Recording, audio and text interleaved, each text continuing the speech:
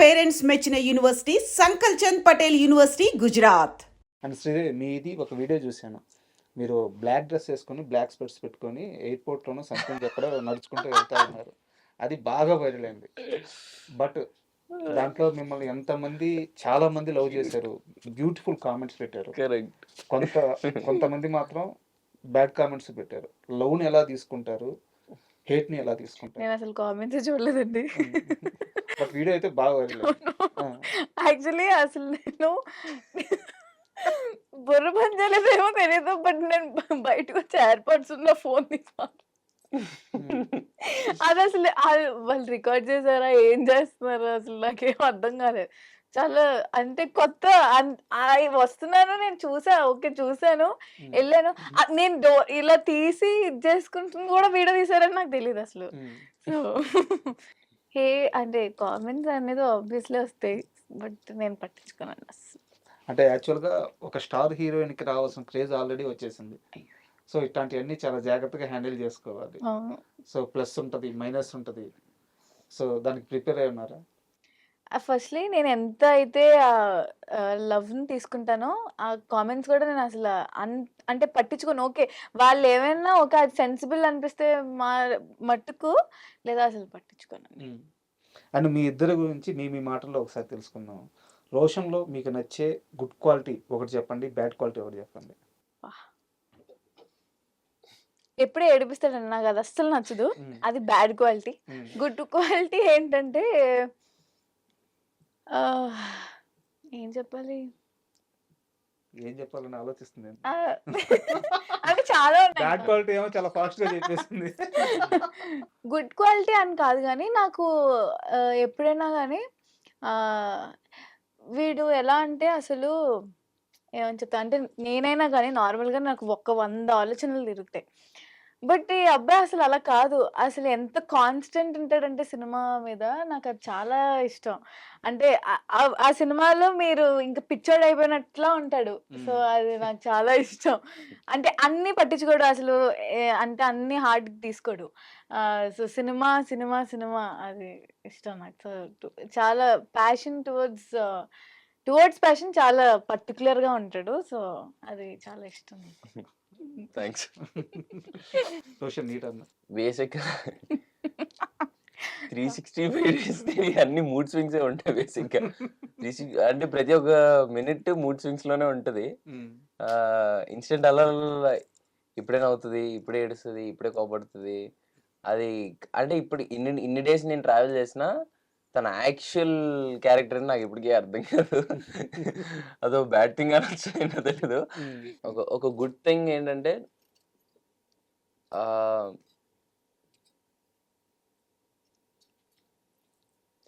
తనతో ఉన్నప్పుడల్లా వెరీ పాజిటివ్గా ఉంటుందండి. ఇంకా లైక్ వెరీ పాజిటివ్.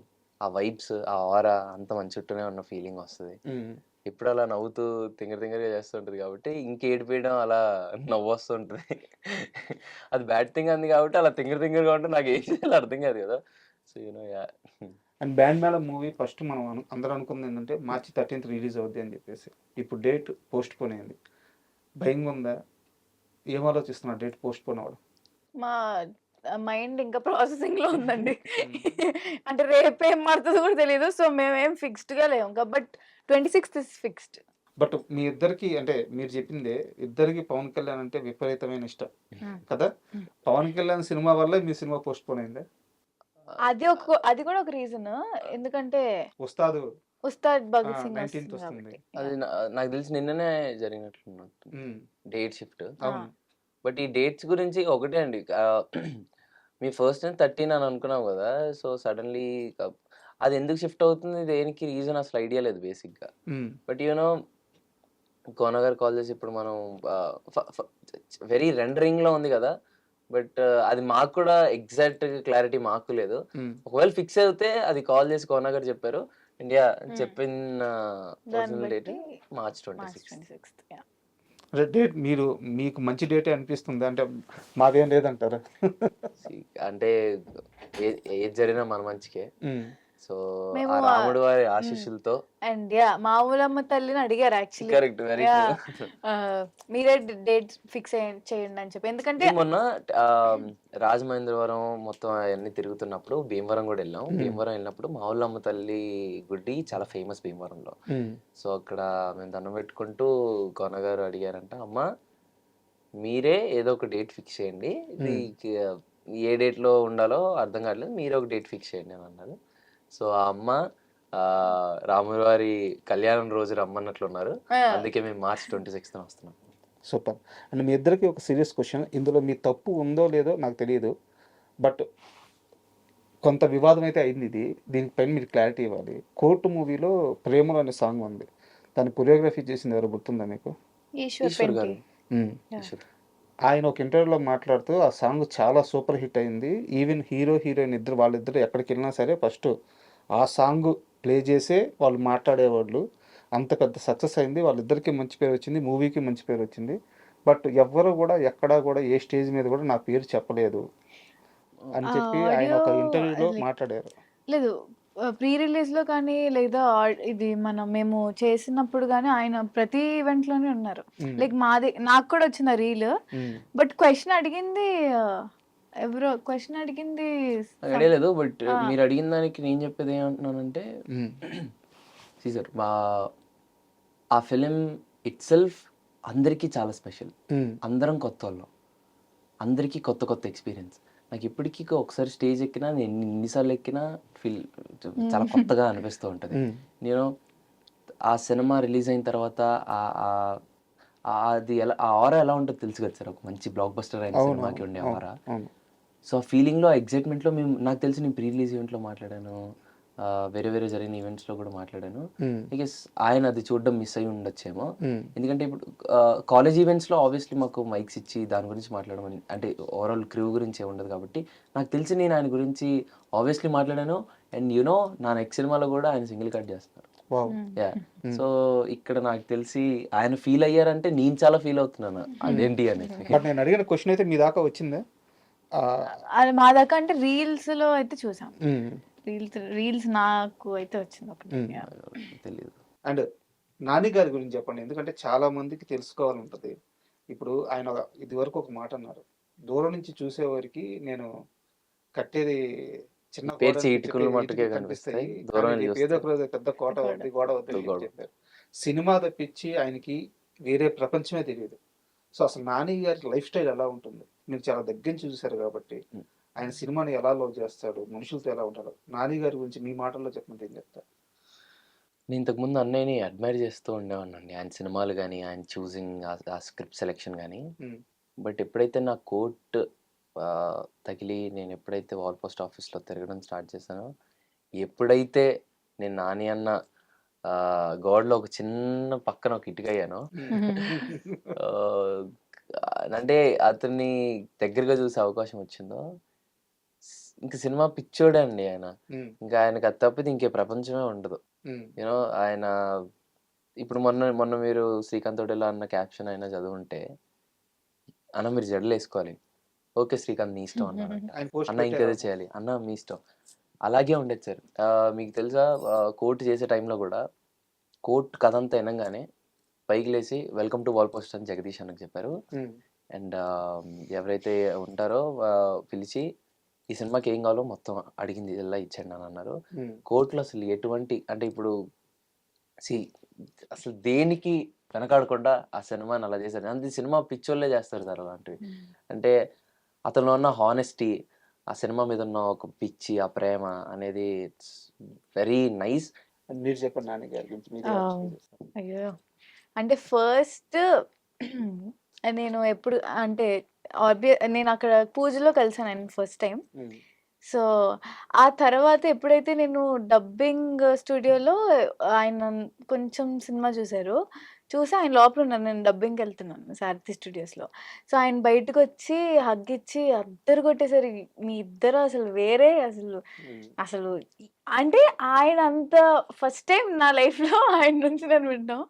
సో అది ఒకటి. అండ్ ఆల్సో మా ప్రీ రిలీజ్ ఈవెంట్లో హిట్ చూడొద్దని చెప్పారంటే అంత అస్సలు సినిమాని ఎలా ఎలా జడ్జ్ చేస్తాడు, ఎలా నమ్ముతారు అనేది నాకు అది అస్సలు అర్థం కాదన్న. ఎందుకంటే వితౌట్ ఈ డబ్బింగ్ అయిందేమో, ఇంకా ఓవరాల్ మిక్సింగ్ అవ్వలేదు. రఫ్ కట్ 3.5 hours సినిమా చూసి ఆయనకి ఆ జడ్జ్మెంట్ ఎలా వస్తుందని నాకు ఇప్పుడు అర్థం కాదు. ఆయన అంతే, ఆ రోజు స్టేజ్ మీద భయపడ్డారా ఆయన ఆ మాట అనగానే? అసలు Obviously. మేం సర్ప్రైజ్. నాని అన్నే కాదు, నాని అన్న చుట్టుపక్కల మెయిన్ తెలీదు అసలు, తెలియదు, ఎవరికీ అంత తెలీదు. భయపడ్డారు. ఆ. ఏంటి సార్ అంత పెద్ద మాట అనేసారంటే ఆయనకున్న నమ్మకం, Yeah. అది ఎలా వచ్చిందన్న నాకు అర్థం కాదు. యాక్చువల్ గా నేను శైలేష్ గారిని ఇంటర్వ్యూ చేశాను. Okay. సినిమా రిలీజ్ అయిన హిట్ 3 రిలీజ్ అయిన ఫస్ట్ రోజే Hmm. ఆయన ఇంటర్వ్యూ చేస్తే ఆయన అన్నారు, భయం ఏందండి కాళ్ళు చేతులు వణికిపోయాయి. సో ఆ స్టేట్మెంట్ చెప్పినప్పుడే అర్థమైంది ఆయన ఎంత అంటే ఆ సినిమాని ఎంత నమ్మి చెప్పారో, అంత లవ్ టువర్డ్స్ కోర్ట్ అనేది అప్పుడు అర్థమైంది నాకు. ప్యారడైజ్ ఎలా ఉండబోతుంది? అంటే బియాండ్ లిమిట్స్ అనుకోవచ్చు. ఇప్పటివరకు చూసిన నాని అన్న వేరు, ఇప్పుడు చూసే నాని అన్న వేరు. అంటే రోషన్, ఈ క్వశ్చన్ నీకు. మామూలుగా ఇండస్ట్రీలో ఇప్పుడిప్పుడే ఎదుగుతున్న హీరోలందరూ కూడా ఒక మాస్ ఫాలోయింగ్ కోసం ఎప్పుడు కోరుకుంటూ ఉంటారు, మాస్ ఫాలోయింగ్. అలాంటి మాస్ ఫాలోయింగ్ హీరోలకు ఇచ్చే ఒకే ఒక డైరెక్టర్ పూరి జగన్నాథ్. ఆయన డైరెక్షన్ వర్క్ చేయాలని ఉందా? Definitely sir. ఆయన సినిమాలు ఏది ఇష్టం నీకు? Pokiri. Okay. And me favourite hero ఎవరు? అంటే నాకు సినిమా బట్టి ఉంటుంది సార్. అంటే యాజ్ అన్ యాక్టర్ అడ్మైర్, అంటే ఒక్కొక్క సినిమాలో ఒక్కొక్కటి నేర్చుకుంటూ ఉంటాను కదా. అలా ఒక్కొక్కరి దగ్గర నుండి ఒక్కొక్క పిన్ పాయింట్స్ నేర్చుకుంటూ ఉంటాను. So yeah. శ్రీదేవి గారు, మీ ఫేవరెట్ హీరో ఎవరు? పవన్ కళ్యాణ్ గారు. హీరోయిన్? శృతి హాసన్ అంటే చాలా ఇష్టం నాకు. యాక్చువల్ గా చాలా మంది మిమ్మల్ని ఏమంటారంటే జూనియర్ సౌందర్య అంటున్నారు. అయ్యో. ఎందుకంటే ఆ లుక్ గానీ, లేదంటే ఆ తెలుగు మాట్లాడే విధానం గానీ, మన తెలుగు అమ్మాయి. సో చాలా పెద్ద బాధ్యత మీ పైన పడిపోయింది. అవునండి. ఫైనల్ గా ఇది లాస్ట్ క్వశ్చన్, బట్ కాస్త సీరియస్ క్వశ్చన్. మీరిద్దరు క్లారిటీ ఇవ్వాల్సిన క్వశ్చన్, మీరిద్దరు ఫీల్ అవ్వకుండా సమాధానం చెప్పాల్సిన క్వశ్చన్. ఆన్ స్క్రీన్ లో, ఆఫ్ స్క్రీన్ లో మీ ఇద్దరి మధ్య ఉండే కెమిస్ట్రీ, క్లోజ్నెస్ ఇవన్నీ చూసి మీ ఇద్దరు, అంటే చాలా చిన్న వయసు, ఒక స్వచ్ఛమైన స్నేహం ఉండొచ్చు, బట్ బయట చాలా మందికి చాలా డౌట్లు ఉంటాయి. వీళ్ళిద్దరూ నిజంగా ప్రేమలో ఉన్నారా? సోషల్ మీడియా చాలా మంది చాలా కామెంట్లు పెడుతుంటారు. వాళ్ళందరూ క్లారిటీ ఇవ్వాల్సిన అవసరం. ట్రూ. సో ఆ మాటలకి మీ సమాధానం ఏంటి?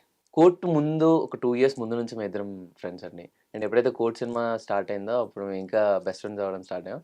అండ్ మేము ఒక మంచి బెస్ట్ ఫ్రెండ్స్ అంతే.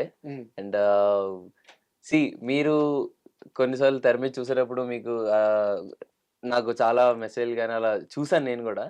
బట్ వి క్రాక్ ఫర్, అంటే మేము చూసుకొని నవ్వుతాం. ఒరే కొంచెం ఫ్రమ్ నోవేర్ ఏదో జోక్ వేసుకుంటాం మేము. ఆ జోక్ లో మేము నవ్వుకుంటాం. అది వాళ్ళు చూడండి ప్రేమలో ఉన్న శ్రీదేవి రోజు అంటారు. అది అసలు అయ్యో. సో మేము చూసుకొని మాకు నవ్వొస్తూ ఉంటది. బట్ వెరీ గుడ్ ఫ్రెండ్స్, అంతకు మించి ఏం లేదు. And thank you very much. ఎందుకంటే బ్యాండ్ మేళ మూవీ కోనా గారు పర్సనల్ గా నాకు బాగా క్లోజ్. సో అండ్ అలాగే మీ ఇద్దరు కెరీర్ చాలా గొప్పగా సాగాలని మనస్ఫూర్తిగా కోరుకుంటున్నాను. వీటన్నిటికీ బ్యాండ్ మేళ ఖచ్చితంగా సూపర్ హిట్ అవ్వాలి. All the best. ఈసారి డేట్ ఫిక్స్. March 26th. అందరికీ శ్రీరామనవమి శుభాకాంక్షలు.